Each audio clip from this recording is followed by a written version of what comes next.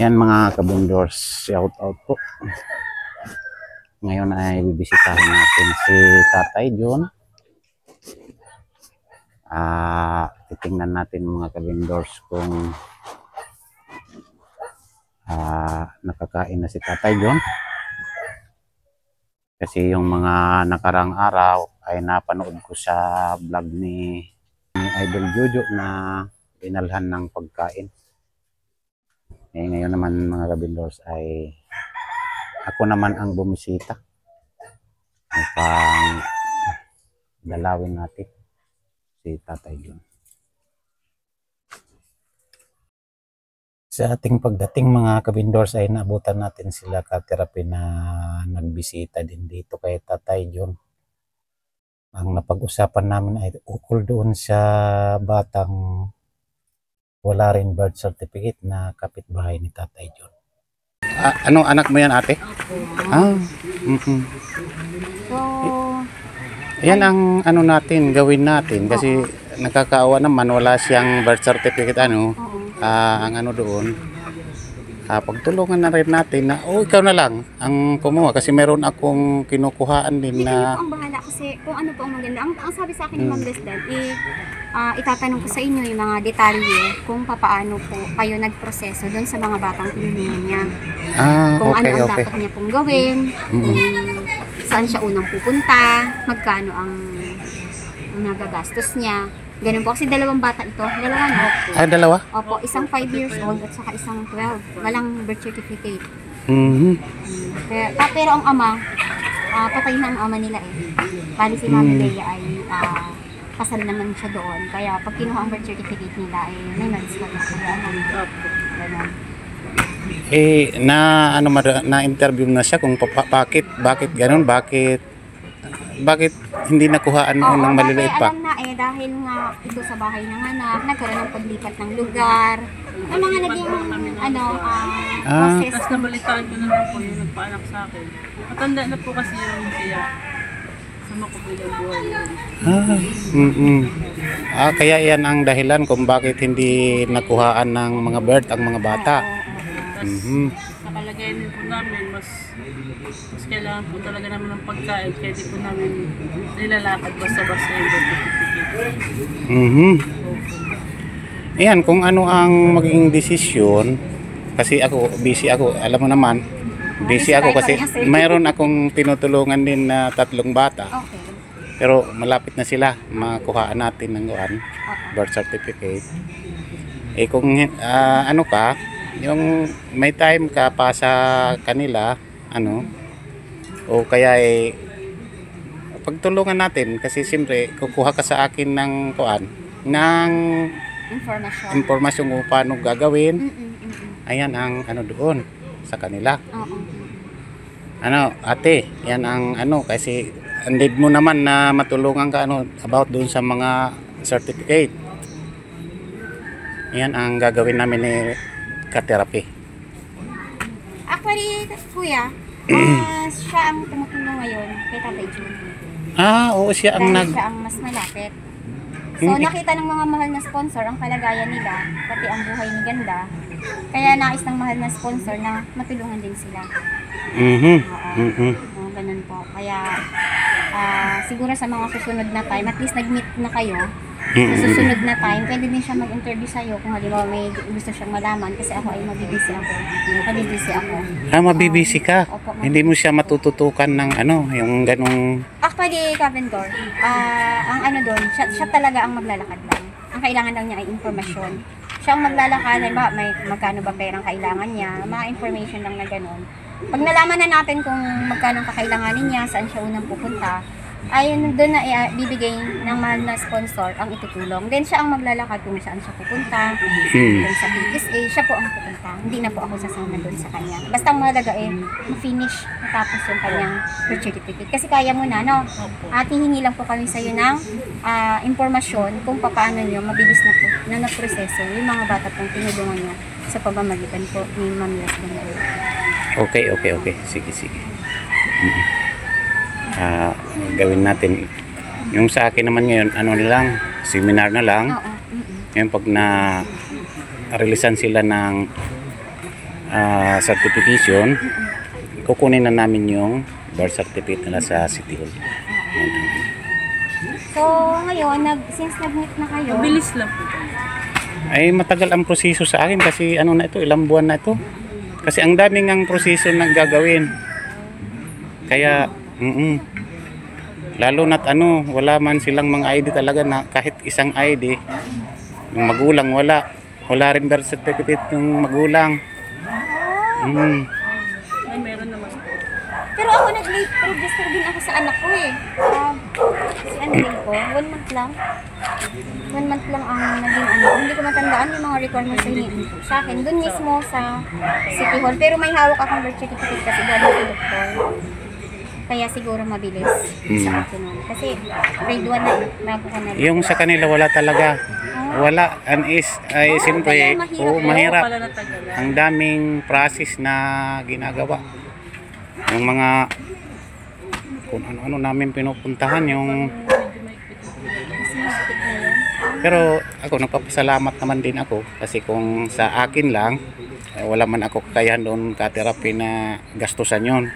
Papasalamat tayo sa ating mahal na sponsor na siyang taga-antabay sa atin sa ating pag-vlog, pagtulong sa mga lubhang nangangailangan. Opo. Sila ang taga-antabay ba sa amin?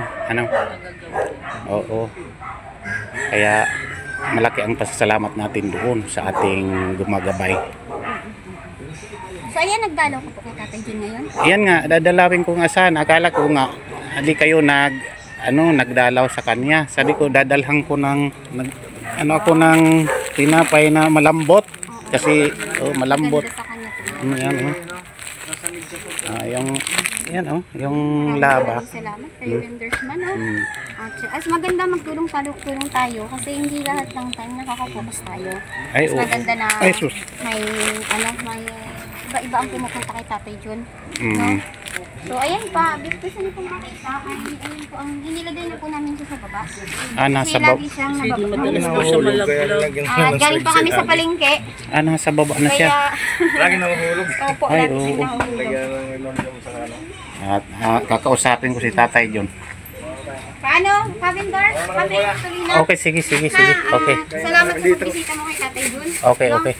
Ayan. So, Mami Bea, kilala mo na sa Ventersman. At sa mga susunod siguro, may talk tayong tatlo, no? Okay. Kung paano yung ano. Kasi medyo kanina pa kami dito. Umaga pa kami dito. Kasi pumunta na kami dito tapos namili kami.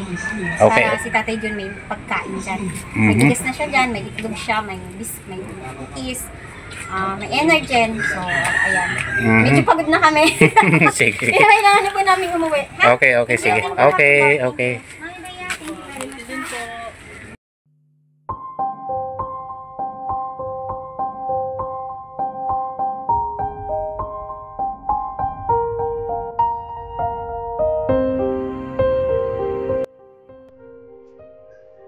Kumusta Tatay John? Kagagaling lang dito nila ka-therapy, naabutan ko. Akala ko hindi sila pumunta dito sa iyo, Tatay John. Ito may dala ako ditong tinapay na malalambot. Kasi wala ka naman ngipin na. Oo nga. Wala na nga. Kung matigas na tinapay, Tatay John, hindi mo na kaya. Buti nasa lapag ka na kasi dito, madalas ka mahulog. Ano? Tatay John, nahuhulog ka dito? Pag nandito ka sa taas?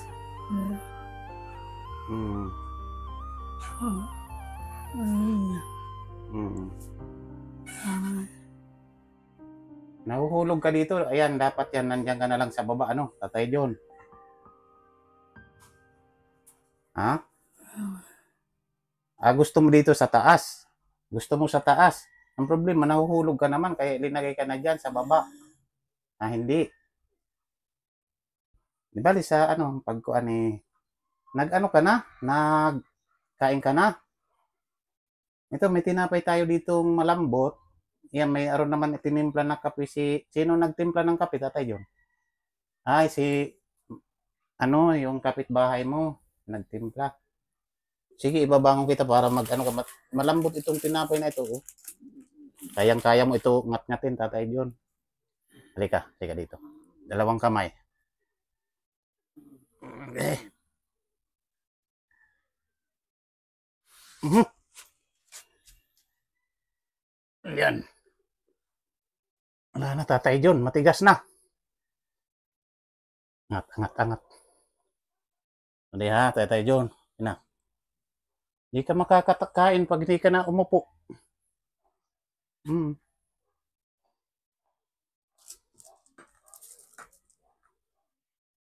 Yan, upo ka, Tatay John. Upo. Aray ko. Yan. Mhm. Hindi ka na natutupi, Tatay John, ha?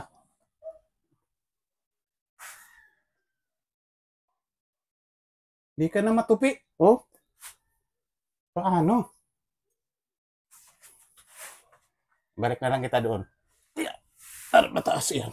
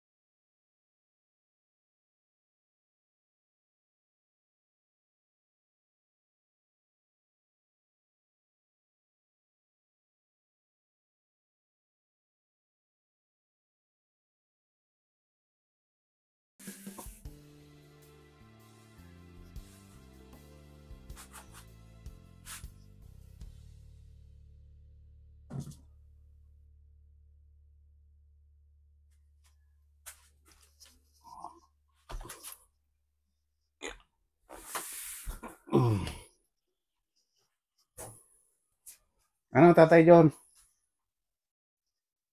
Hindi ka man makaano. Uy, Ming, alis Ming. Kain ka pa? Ha? Di na?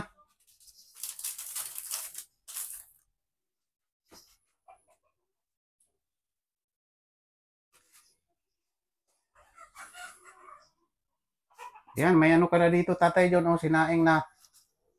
Sino nagsaing nito? May itlog, may kanin na.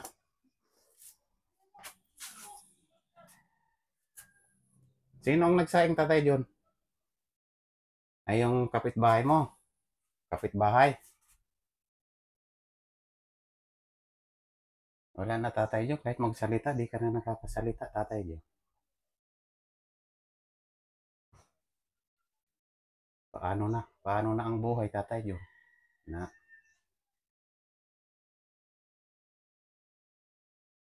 kahit yung baywang mo, di na natutupi. Di ka na makaupo. Hmm? Ano yan, Tatay John? Ano sabi mo? Dito ka sa itaas? Hindi, dyan, safety naman yan dyan. Hindi ka pa mahuhulog. Kasi pag bumalikwas ka banda rito, kaya nasusugatan yung ano mo, noo. Kasi nahuhulog ka. Mm-mm. Dapat yan ka na lang. Ano? Huwag ka na muna dito kasi wala ka ng balance. Hindi ka na makabalance. Pag napunta ka dito sa gilid, sigurado hulog ka na. Kasi wala ka ng balance.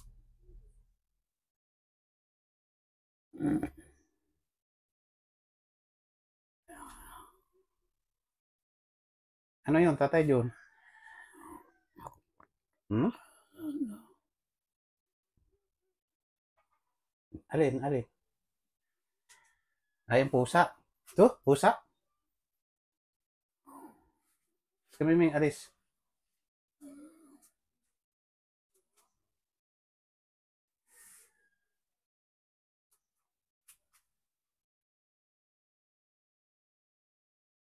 Sige, Tatay John, din ako magtatagal, ano? Pinawisan ako sa bubuhat-buhat sa'yo. Tatay John, ayaw naman matupi na yung, ano mo, baywang. Hmm, di ka na makaupo ng diretso rin. Hmm. Paano ka pa iinom niyan ng mga pinapakain namin sa inyo tulad ng tinimpla, tapos pagkain. Eh, di ka na makakapagsubo. Paano na yun?